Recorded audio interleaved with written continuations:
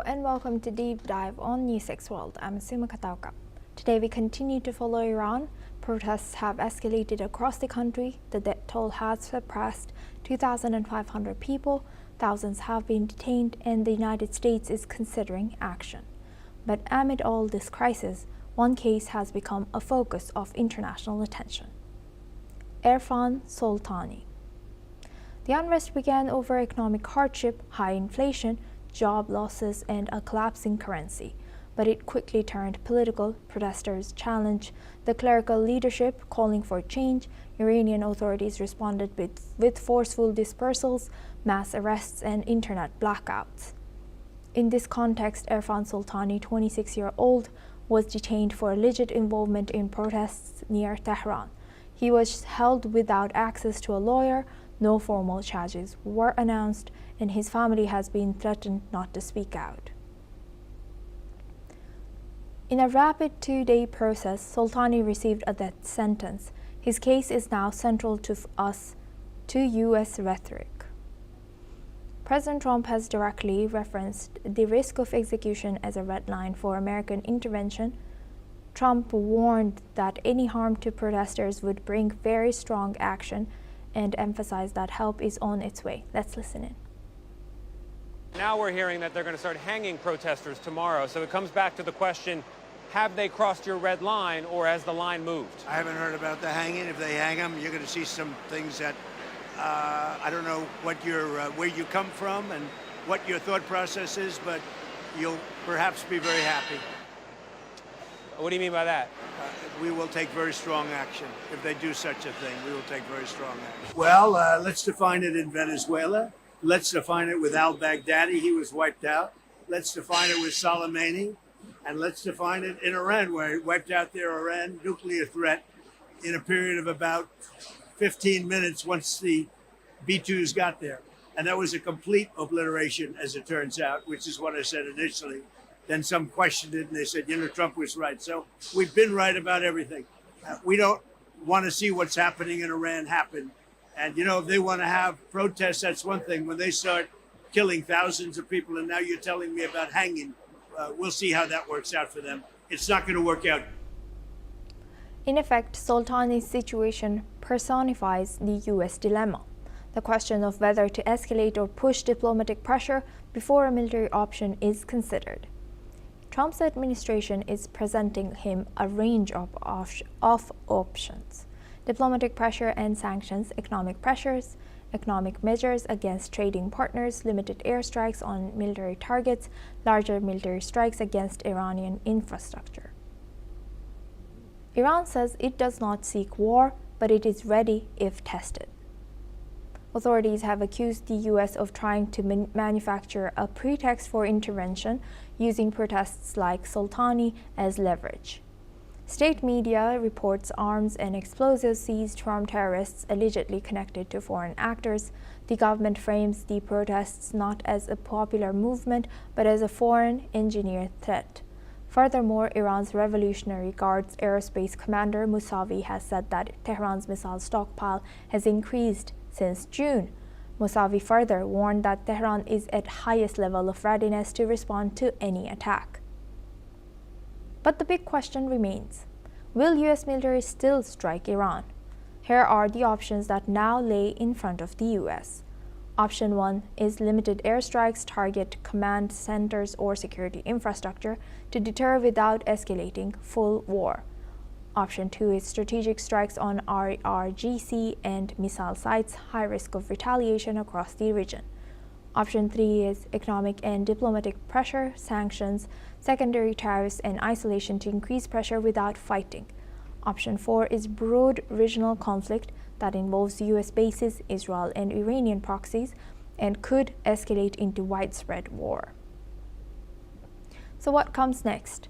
A U.S. strike could deter Iran, or it could unify hardliners, end diplomacy, and ignite a regional conflict. Soltani and other detainees have become symbols of Iran's crackdown and test the limits of U.S. intervention. Every move in the coming days will determine whether the crisis escalates or is contained. For this discussion, we welcome Mr. Adi Schwartz. He's a journalist and researcher at Bar Ilan University specializing in Middle East conflict, joins us live from Tel Aviv. Thank you very much for joining us. Welcome to NewsX World. Now, Thank you for having me. Thank you very much. Now, President Trump has warned of dire consequences if Iran executes protesters. However, this doesn't seem to have deterred the regime so far. What could these consequences look like?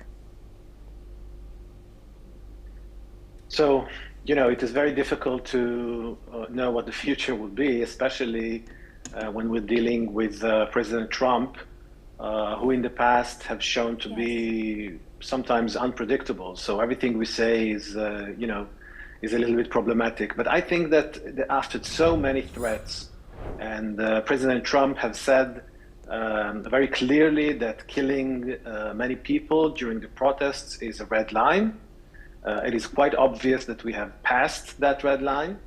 So unless President Trump comes with a very sophisticated or a new phrasing of saying what happened the last days in Iran, I think it would be reasonable to assume that some kind of a response would come from the Americans. I mean, President Trump has raised the volume and the rhetoric so high that at this stage, I think it would be almost impossible for him to back down. And remember his critic of former President Obama, which for much less casualties, I think dozens of casualties in Syria, has said that that's a red line, and then had to postpone or delay or not act upon his threats. And back then, Donald Trump mocked Obama. So I think all of this means that we are about to see some kind of a response from the Americans.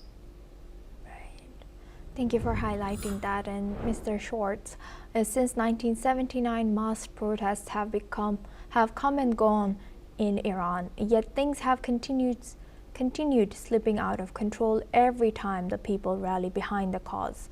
The regime responds swiftly and furiously. Does it feel any different this time around? Well, I think that it does feel different.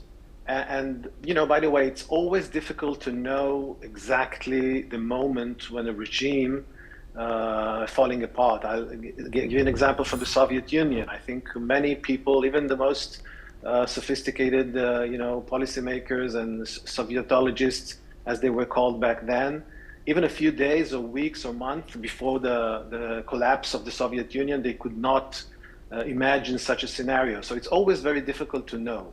But I think it does feel different because, first of all, the regime is under sustained and very long sanctions and pressure from the outside. We know that the economic situation in Iran is very difficult. We know that the value of their currency is very low. Remember, everything started with a strike of the merchants in the bazaar. It's not a political per se strike at the beginning. And when people are hungry, when people are having problems finding work, etc., they have much less to lose. So I think, yes, it's still early to say what exactly will happen, but it feels different. I think one of the signals for that is that we have seen very brutal response, and we have seen already the Revolutionary Guard, which is the elite force of the regime. Everything was already put into the scene. So at least the regime considers what's happening as very dangerous. And if the regime considers it very dangerous, then the meaning is that they feel that, that they are about to lose control. So all of this means that we are in a very critical moment. We don't know what will happen in the next hours, the next days, but I think, like everybody else says, that this is one of the most volatile points in time since 1979, as you pointed out. Yes. That is so true. Thank you very much, Mr. Schwartz, for highlighting and laying it out all for us. And lastly, amid all of this, the only person who is losing so much seem to actually be the common citizen of Iran. So how can global superpowers intervene while ensuring that it doesn't hit the common people and citizens worse than it already has? Well, I think that you're absolutely right. I think it's a very tragic situation. It's a nation of almost 100 million people who's been actually terrorized and brutalized by their own regime. And to be honest, I think that nothing less than a regime change will be sufficient because, even if they stop shooting people in the streets, we already know that they're going to hang people. There are hundreds or perhaps even thousands of detainees. Nobody will know what will happen to them. They will just disappear and their families will get a notice next week or next month that their loved one, has been died in mysterious circumstances. We know this playbook. It's a very, unfortunately, very known playbook. I think that nothing less than a change of regime will hopefully give a different future to Iran because this kind of regime, brutal, very violent, very theocratic and very conservative in its view of the outside world and all the havoc that they're causing all across the Middle East and even outside, in Asia, in Europe, in other places in other corners of the world. I think that the world would be much better off without this regime and hopefully sooner than later. Thank you for joining us, Mr. Schwartz from Tel Aviv, and sharing that insight with us on Deep Dive. That's all for now. Thank you for tuning in.